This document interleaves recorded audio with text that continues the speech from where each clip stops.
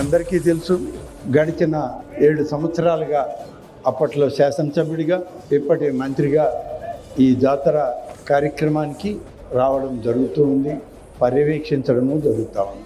వెంకటగిరి శక్తి స్వరూపిణి అయినటువంటి శ్రీ శ్రీ శ్రీ పోలేరమ్మ వారి యొక్క జాతర విశేషాలంటే ఇది ప్రపంచ ప్రఖ్యాతిగాంచింది. ప్రపంచం నలుమూలల వెంకటగిరికి సంబంధించినటువంటి అనేక ప్రాంతాల్లో ఉన్నటువంటి వాళ్ళు ఈ యొక్క జాతర ప్రత్యక్షంగా వాళ్ళు ఆలోచన చేస్తూ కలుస్తూ వీలైనటువంటి వాళ్ళందరూ కూడా జాతరకి వచ్చిపోయేటువంటి సంప్రదాయాలు కూడా ఉంది.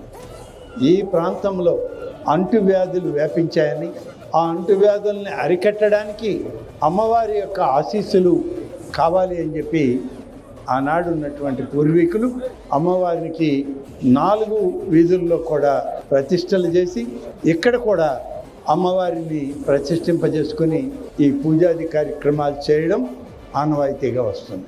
ఈ సందర్భంలో ప్రతి ఒక్కరికి మంచి ఆరోగ్యాన్ని, రాష్ట్రానికి ఆరోగ్య ఆంధ్రప్రదేశ్గా ఇది ఉండాలి అని చెప్పి గౌరవ ముఖ్యమంత్రి గారి యొక్క ఆలోచన మేరకు గడిచిన సంవత్సరం నుంచి రాష్ట్ర పండుగగా వెంకటగిరి పోలేరమ్మ వారి యొక్క జాతరని ప్రతిష్టాత్మకంగా చేయడం జరుగుతుంది.